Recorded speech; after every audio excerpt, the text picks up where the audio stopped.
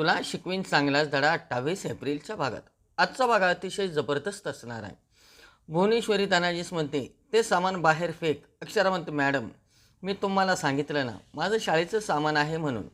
काय शाळा लावलं. ही शाळा मी उभी केली आणि आता शाळा संपली. शाळेला सुट्टी आहे. बसू द्या की पोरांना घरी. तुम्ही शांत घरी बसा. जरा घर संसार सांभाळावा. अशा काय हो सुनबाई एवढा भरला संसार आहे तुमचा. तुमचं लक्ष कोठं तर शाळेत. मॅडम नोकरी आहे माझी. बस झाली तुमची नोकरीची टिमकी. गरज काय आहे तुम्हाला नोकरीची सांगा. बाईने कसं घर संसार सांभाळावं. बाईचं खरं काम घरात असतं. कशाला पाहिजे ती नोकरी वगैरे. तेवढ्यात बाहेरून एक बाई येते आणि ती म्हणते अहो बाईचं काम ही तिची खरी ओळख असते. तिचे अस्तित्व असतं ते. अहो पण बाईला आवड आहे तर करू द्या की. आई वडील मुलीला काय शिकवतात. मोठे काम करावं म्हणून ना. चूल मूल या जमाना गेला हो आता.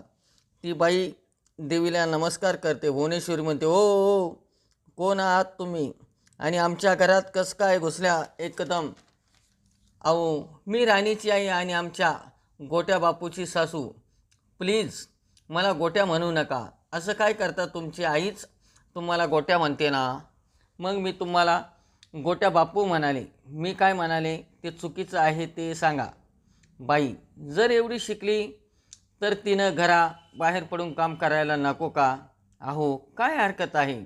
आणि बायकोला मुलांनी पण मदत केली पाहिजे. भुवनेश्वरी म्हणते काय पुरुष माणसाने घरात काम करायचं का. वेड लागलं का काय तुम्हाला. काय हरकत आहे. बाई घरचं आवरून जाते ना कामाला. मग पुरुषांनी थोडी मदत केली तर काय हरकत आहे. प्रश्नच नाही. भुवनेश्वरी बाई बांगड्या घालतात. पुरुषांनी पण बांगड्या घालायच्या का. अहो भुवनेश्वरी मॅडम कुठला विषय कुठं घेऊन ठेवता तुम्ही. बांगड्या भरून बाईचा सन्मान आहे. अहो मॅडम जमाना बदलला आता. आता आम्हाला सांगा बाई बाहेर जाणार मग घरची कामं पुरुषांनी करायची का. काय बोलता हो तुम्ही. कुठं बिघडतं पुरुषांनी कामं केली तर. हे बघा संसार दोघांचा आहे ना. दोघांनी कमवलं पाहिजे. संसाराचा गाडा हाकला पाहिजे. माफ करा मॅडम मी एकदम घुसून असं बोलायला लागले. म्हणजे तुमची परवानगी घेतली नाही. पण तुम्ही जे बोलता ते चुकीचं नाही का. काय चुकीचं आहे. हेच तुम्ही जे म्हणाला ना घराबाहेर पडायची काय गरज आहे. नोकरी करायची काय गरज आहे म्हणून. ते म्हणणं आहेच की आमचं. तेच तुमचं चुकीचं आहे असं माझं म्हणणं आहे. म्हणजे काय आहे. तुमची सून एवढी शिकलेली आहे. तिने बाहेर पडावं काम करावं नाही तर तिच्या शिक्षणाचा उपयोग तरी काय. आईवडील मुलांना काय शिकवतात. त्यांनी शिकावं स्वतःच्या पायावर उभं राहावं म्हणून ना. स्वतंत्र म्हणजे आम्ही काय त्यांचे हातपाय बांधून ठेवले होय. तुमचं चुकीचं आहे. हे बघा कामाची गरज नाही म्हणून आम्ही त्यांना जाऊ देत नाही. आणि बाई घराच्या बाहेर पडली तर घराच्या कामाकडे लक्ष कोण देणार.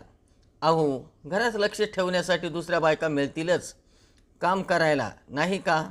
मॅडम आत्ताचं जग धावपळीचं आहे. त्या स्वतः इंडिपेंडंट आहे. नोकरी करतात बाहेर जाऊन तेव्हा त्यांना आपलं कोण बाहेरचं कोण. अशा वेळी आपण बाई ठेवली तिच्या मदतीला. तिला बळ येतं काम करण्याचं आणि त्या बाईला आपली मदत होते की. तिला कशी काय आपली मदत होते. अहो असं काय करता. जेव्हा तुम्ही सून बाहेर जाऊन काम करते तेव्हा ती आपल्या घराकडे बघते का नाही. आपल्या घराला मदत होते का नाही. तसंच आपल्या घराकडे येणाऱ्या बाईला आपली मदत होते. मग जाऊ द्या की तुमच्या सुनेला बाहेर करू द्या की तिला तिच्या आवडीचं काम. एक मिनिट मगापासून आम्ही तुमचं ऐकतो म्हणून तुम्ही काहीही बोलता का हो. आता आम्हाला शिकवायला लागला आम्ही काय करायचं काय नाही करायचं ते. अहो कोण आहे कोण तुम्ही. अहो मी मगापासून सांगते मी राणीची आई चिक्कूची आजी गोट्या बापूची सासू. बघितलं त्या गोट्या म्हणायला लागल्या. तुम्ही अक्षरांना हो तुम्ही आनंदना हो. धनाजी काका पाणी आणा प्लीज. भुवनेश्वरी म्हणते आता चिक्कू कोण. चिकू नाही चिकू. अरे वा चिकू ये किती गोड आहेस तू. सुनबाई आधी आम्हाला सांगा हे कोण आहे. ते अधिपतीचे पाहुणे आहे. आधी नाही का सांगायचं? हे धनाजी, चहा पाण्याचं बघ. मॅडम, ते आर्किटेक्ट आहे आपल्याच फॅक्टरीचे, म्हणून त्यांनी नोकरी शिक्षण त्याचं एवढं लेक्चर दिलं वय. पण तुम्हाला सांगू का, या घराला शिक्षणाची गरज नाही. असं कसं म्हणता? प्रत्येक घराला शिक्षण हवंच ना. अहो, डोसकं आहे महत्त्वाचं. अहो, बोलण्यासाठी जीभ वापरावीच लागते ना. तेवढ्यात ते चारवान सर येतात आणि ते म्हणतात, वा क्या बात आहे, अगदी बरोबर बोललात तुम्ही. डोकं हे महत्त्वाचंच आहे हो, पण त्याला शिक्षणाचीही जोड लागते, कलेचीही जोड लागते. आणि जिथे कला नाही तेथे कली असते. चारवान सर म्हणतात, आमच्या घरात आहे कली. अक्षरा, पाहुणे आलेत, काहीतरी चहा पाण्यास बघ. हो, सांगितलंय. लगेच धनाजी काकाला भुवनेश्वरी आवाज देते. लगेच तिथे अधिपती येतो, म्हणतो, ए धनाजी, अरे नुसता चहा पाण्यावर बागवतो काय? ते जेवण करून जाणार तांबडा पांढरा रसा खाऊन. अधिपती म्हणतो, ओ, या बारकीची ओळख झाली का नाही? ती मुलगी लगेच म्हणते, बारके नाही, सायली नाव आहे माझं. आणि लाडाने मला सर्वजण चिक्कू म्हणतात आणि तुम्ही सुद्धा मला म्हणू शकता चिक्कू. भुवनेश्वरी म्हणते, ए चिक्कू. ती मुलगी लगेच म्हणते, चिक्कू नाही, चिकू. बर, या आमच्या आईसाहेब. लगेच नमस्कार करतात आनंदराव त्यांना. आणि अधिपती म्हणतो, आईसाहेब, हे पाहुणे आहेत आपले. धनाजी, मिठाई घेऊन ये. इकडे अक्षराचे पप्पा आजारी असतात, त्यांना खोकल्याची उबळ येते.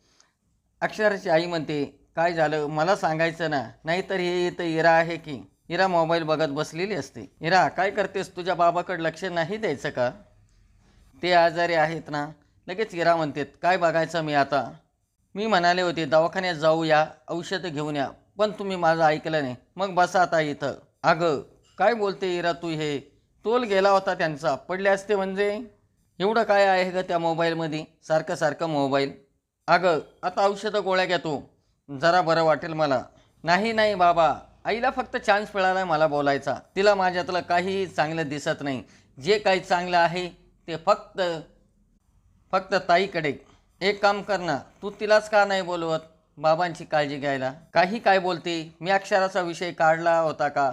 तो काढायचा विषयच नसतो. तुझ्या डोक्यात सतत ताईचाच विषय असतो. आता घरामध्ये मी आहे, ताई नाही आहे. मी कितीही काही केलं तरी तुम्हाला काहीही फरक पडत नाही. फक्त ताई ताई करत बसत असता तुम्ही. अधिपतीला फोन येतो. अधिपती म्हणतो, मी 10 मिनिटात येतोच. आणि अधिपतीचा फोन झाल्यानंतर अधिपती अक्षराच म्हणतो, निघालो मी मास्तरींबाई. अधिपती म्हणतो, काय झालं काय? असं कसं बसला तुम्ही? अक्षरा म्हणते, नाही काय नाही. काय नाही कसं काय? तुमचा चेहराच सांगू राहिलाय. काय झालंय ते आम्हाला सांगण्यासारखं नाही का? लगेच अक्षरा म्हणते, नाही नाही तसं नाही. अक्षरा म्हणते, मला बाबांची खूप आठवण येते सकाळपासून. अधिपती म्हणतो, असं वय, मग सांगायचं नाही का? एवढं काय त्यात? मग फोन करा. केला होता फोन, त्यांनी नाही उचलला. आईला पण फोन केला होता, तिनं पण नाही उचलला. मग ताईला फोन करा, तिचा तर फोनच बंद लागतोय. एवढा विचार नका करू, माणूस एखाद्या वेळेस कामात असतो. परत एकदा फोन करा, हे घ्या. लगेच अक्षराला फोन देतो अधिपती आणि अक्षरा फोन लावते. अक्षरा तिच्या आईला फोन लावते आणि फोन लागतो. आणि अक्षरा सर्व खुशाली आपल्या आईला विचारत असते, अगं काही झालं नाही, पण मला आज बाबांची आठवण येत होती सारखी. मी बाबांना फोन केला होता पण त्यांनी उचलला नाही आणि तू बी उचलला नाही. मी कामात होते म्हणून नाही उचलला. बरं ठीक आहे. बरे आहेत ना ते? ठीक आहे ना सगळं? का गं का विचारतेस? जरा बाबांना फोन दे, मला बोलायचं त्यांच्याशी. अगं बाबा आंघोळीला गेले, नंतर देते ना. आत्ता आंघोळीला गेले? आज जरा उशीरच झाला त्यांना आंघोळीला जायला. अच्छा, बरे आहेत ना ते? असं का विचारतेस ग अक्षू? तू कशी आहे? तू ठीक आहेस ना? हो, मी पण बरी आहे बेटा. आले बाबा? अक्षरा इतक्या लवकर कसे येतील ग? आत्ताच आंघोळीला गेलेत ते. ते आल्यानंतर फोन करायला सांगू का मी तुला? नाही, ठीक आहे, आपण बोलत राहू ना बाबा येईपर्यंत. मग नंतर दे त्यांना फोन. अक्षरा, बोललो असतो पण मला कामं आहेत खूप, नंतर बोलूया आपण. चल चल, ठेवते मी बाळा. काय झालं? टेन्शन आहे का? काही टेन्शन नाही, पण मला काळजी वाटते. काही टायमाला होतं तसं. हां, ते बरोबर आहे तुमचं. फोन झाला ना, चौकशी केली मी बाबांची. हां, काही नाही. आई म्हणाली बाबा आंघोळीला गेलेत म्हणून. तरीसुद्धा मला असं वाटतंय ती माझ्यापासून काहीतरी लपवती म्हणून. एक काम करा, ह्या साड्याला डोळे लावून बसण्यापेक्षा घरी जा आणि त्यांना भेटून या. खरंच माझ्या पण डोक्यात हाच विचार आला होता, पण मॅडमला चालेल का? त्या काय म्हणणार आहे? नाही म्हणजे मी असं अचानक गेलेल त्यांना आवडेल का? तुम्ही काय फिरायला चालला वय? तुम्ही तर फिरायला चालला वय, तुमच्याच घरी चालला ना. तसं नाही, सुट्टी आहे आणि मी असं अचानक बाहेर जाणार विनाकारण, त्यात काय आहे एवढं? तुमच्या घरच्यांना भेटायला चाललात, काळजी वाटते म्हणून चाललात, एवढं काही नाही. एक काम करा, मीच चाललो आहे आता बाहेर, तुम्ही चला माझ्या संग. स्वतःच्या डोळ्याने बघितलं म्हणजे मनातली शंका दूर होईल. हा ठीक आहे, मी आवडते पटकनी, पडती शावरा. मी खाली थांबतो, या लवकर. आजचा भाग कसा वाटला ते लाईक करा, शेअर करा आणि आमच्या चॅनलला सबस्क्राईब करा.